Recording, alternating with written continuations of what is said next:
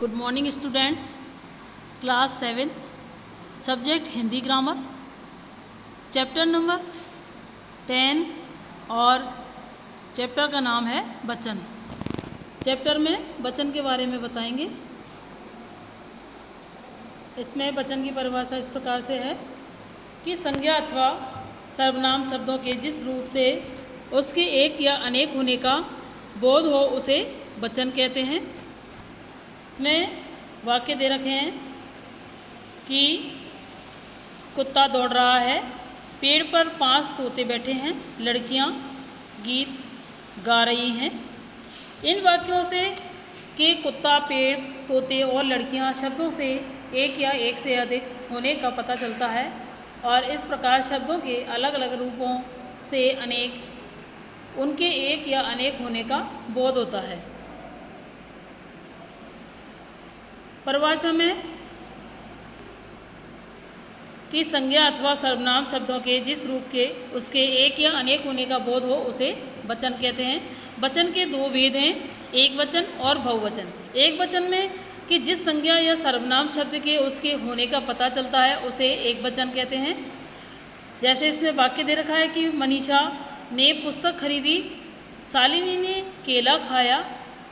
अब दूसरा है बहुवचन, जिस संज्ञा या सर्वनाम शब्द से एक से अधिक होने का पता चलता है उसे बहुवचन कहते हैं।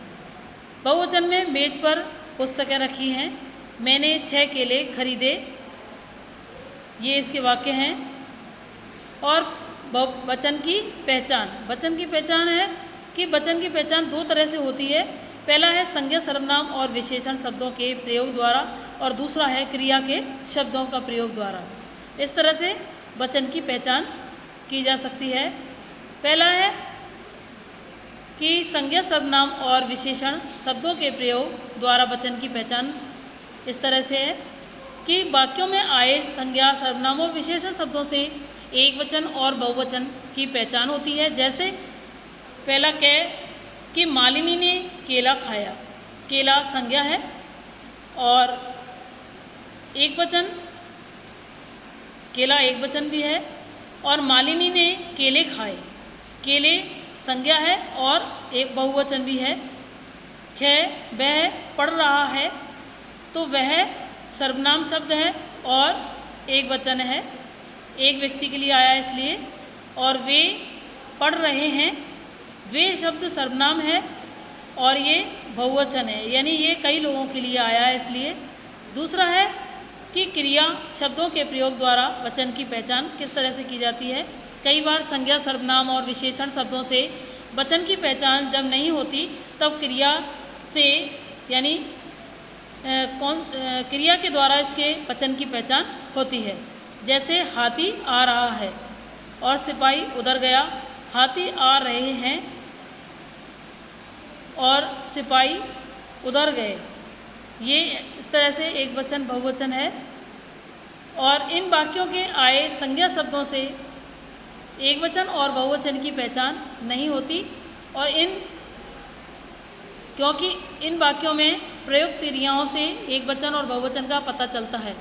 आ रहा है ये क्रिया हो गई और ये एक वचन है, एक के लिए आया है। गया क्रिया हो गई, ये भी क्रिया है जाने की और ये एक वचन हो गया। आगे आ रहे हैं, ये भी एक क्रिया है लेकिन ये बहुवचन हो गया क्योंकि ये कई लोगों के लिए आया है।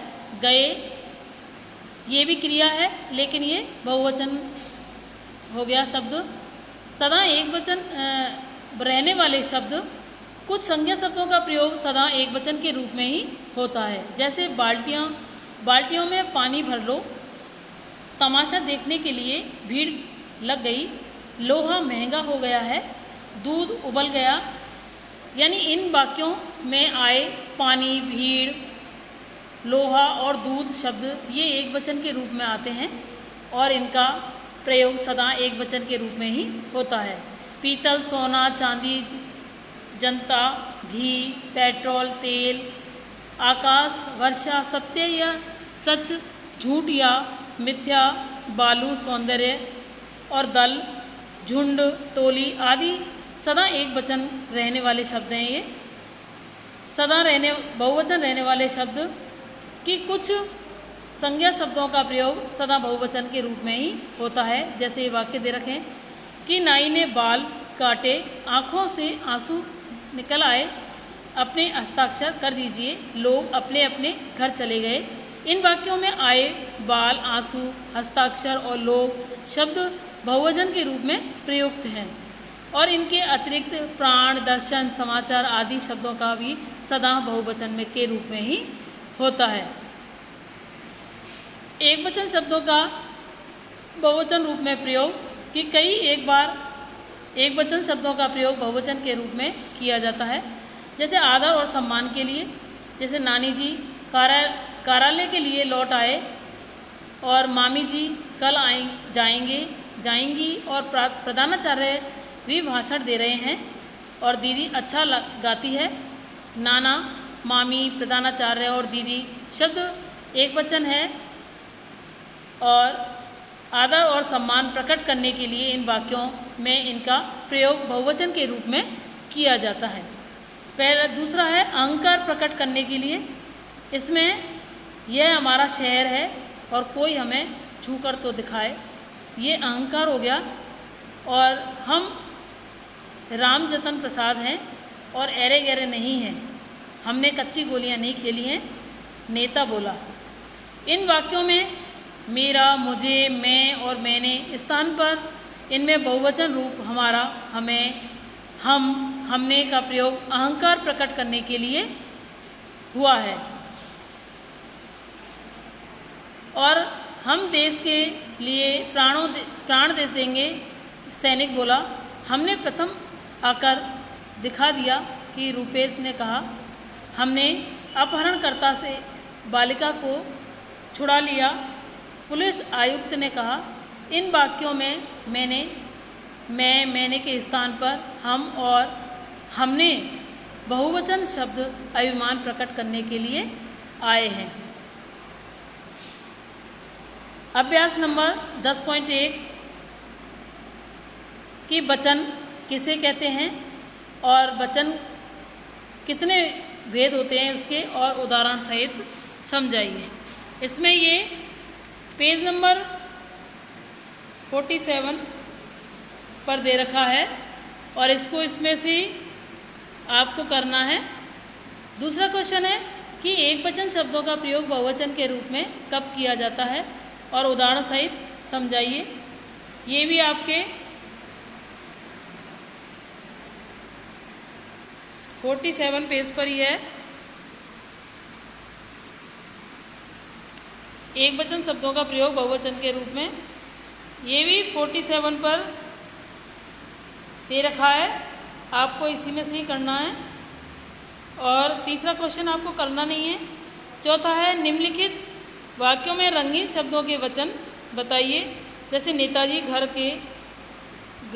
के घर के आगे भीड़ लगी है, ये एक वचन है। और पिताजी ने बाल कटवाए, ये बहुवचन हो गया। और सिपाही चोर के पीछे भागा, एक वचन हो गया। और नानाजी कार्यालय से लौट आए, ये भी एक वचन है।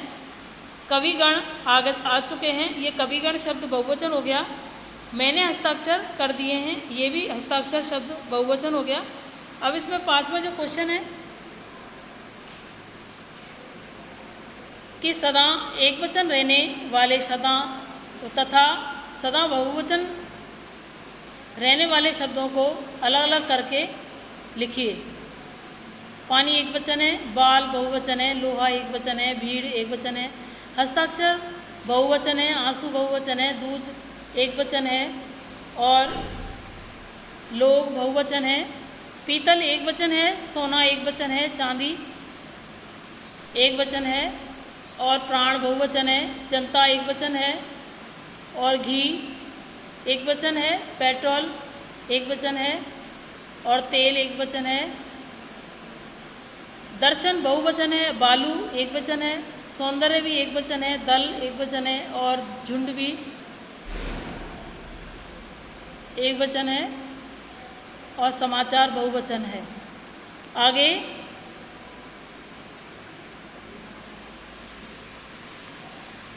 आगे इसमें वचन परिवर्तन दे रखा है। इसमें है कि अकारांत स्त्रीलिंग शब्दों के अंत में ए लगा करके शब्द बनाएं, यानी बालिका का बालिकाएं, माला का मालाएं, सभा का सभाएं, माता का माताएं, कथा का कथाएं और भाषा का भाषाएं। दूसरा है अकारांत स्त्रीलिंग शब्दों में अंत में ए का स्थान पर ई यानी ए लगाकर शब्द बनाइए। दीवार का दीवारें, सलवार का सलवारें, कमीज़ का कमीज़ें, आँख का आँखें और राह का राहें, मूछ का मूछें, पतंग का पतंगें, छड़ का छड़ें और परात का परातें, रात का रातें।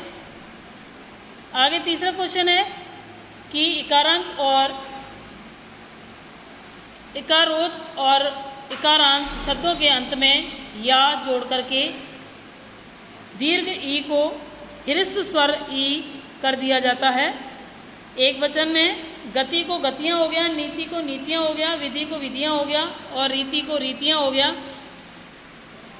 और संधि को संधियाँ हो गया, परी को परियाँ हो गया, देवी को देवियाँ हो गया, टोपी को टोपियाँ, मछली को मछलियाँ, बकरी को बकरियाँ और मुर्गी को मुर्गियाँ बहुवचन शब्द हो गया, नदी को नदियाँ बहुवचन शब्द हो गया। अब चौथा आ गया, चौथे में या अंत में अंत वाले स्त्रीलिंग शब्दों में अंतिम या को या यानी चंद्र बिंदु लगा करके बना करके शब्द बनाइए। जैसे एक वचन में गुड़िया का गुड़ियाँ, डिबिया का डिबियाँ, बुढ़िया का बुढ़ियाँ, चिड़िया का चिड़ियाँ, बंदरिया का बंदरियाँ, कुतिया का कुतियाँ, बछिया का बछियाँ, चुईया का चुईयाँ, खटिया का खटियाँ। और पांचवा है कि अकारांत पुल्लिंग शब्दों के अंत में आ के स्थान पर ए लगा करके शब्द बनाने हैं। बेटा का बेटे और लोटा का लोटे, कुर्ता का कुर्ते, तोता का तोते, कौआ का कोए, पंखा का पंखे, झंडा का झंडे, भाला का भाले, अंडा का अंडे, गमला का गमले। आगे छठा क्वेश्चन है कि उकारांत और उकारांत और औकारांत और स्त्रीलिंग शब्दों के साथ ए जोड़ करके दीर्घ ऊ को ह्रस्व ऊ किया जाता है।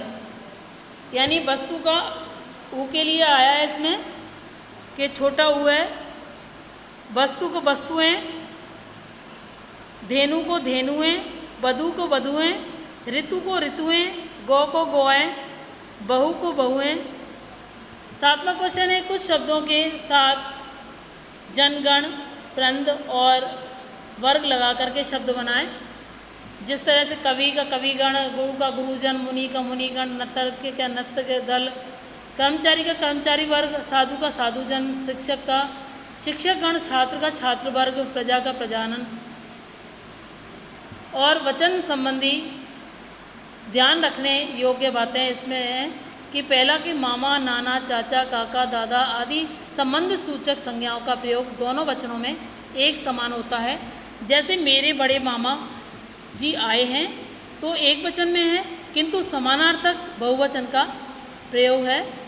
जैसे मेरे चारों मामा मुंबई में रहते हैं, ये बहुवचन में आ गया।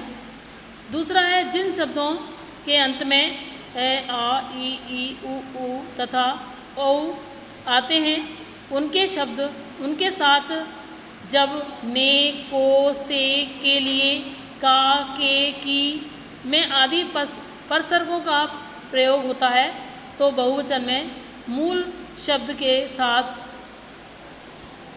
ओ और यो होता जाता है।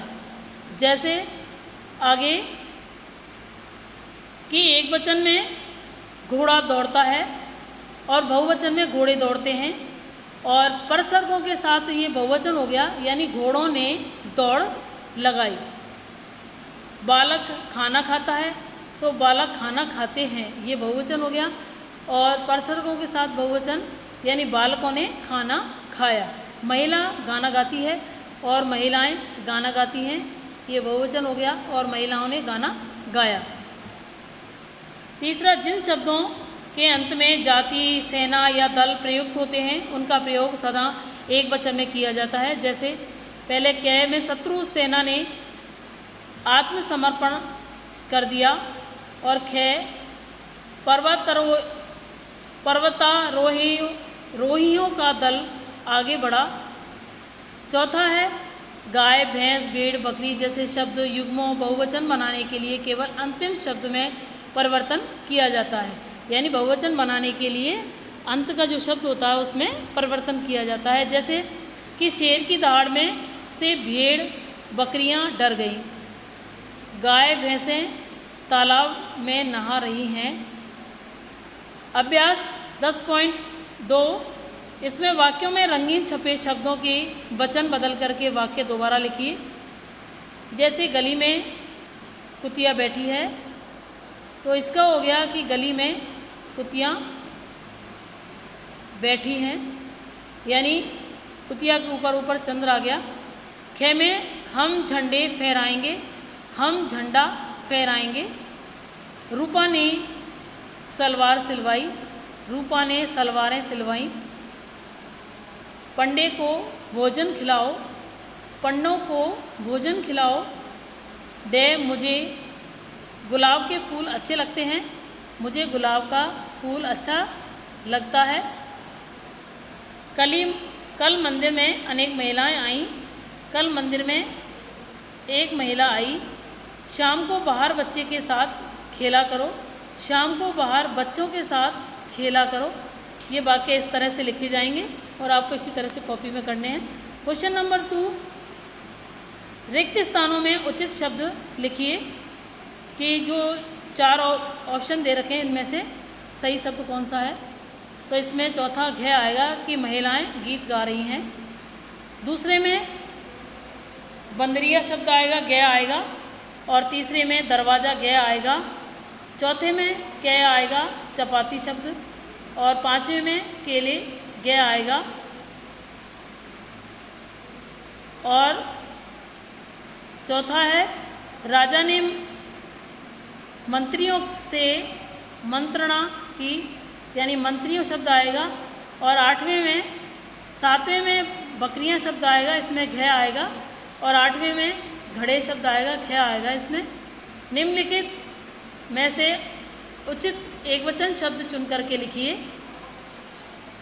एक वचन इसमें ग होगा साइकिल, और दूसरे में घ होगा नदी, तीसरे में ख होगा मछली, और चौथे में क होगा नीति, पाँचवें में ख होगा बहू, और छठे में मिठाई ख होगा। आगे 7वें में कन्या क होगा, 8वें में ख होगा थाली। चौथा क्वेश्चन है कि निम्नलिखित में से उचित बहुवचन शब्द चुन करके लिखिए, यानी इसमें चारों ऑप्शन में से एक बहुवचन शब्द सही है जो वो लिखना है। ग हो गया इसमें गाड़ियाँ, दूसरे में ख हो गया चिड़ियाँ, तीसरे में दवाइयाँ ख हो गया इसमें भी, और चौथे में ग हो गया गुरुजन, पाँचवें में ख हो गया बच्चे, और छठे में घ हो गया गाय, और 7वें में मच्छरों ख हो गया, और 8वें में महिलाएं क हो गया। और आपको इसी तरह से कॉपी में करना है। Thank you.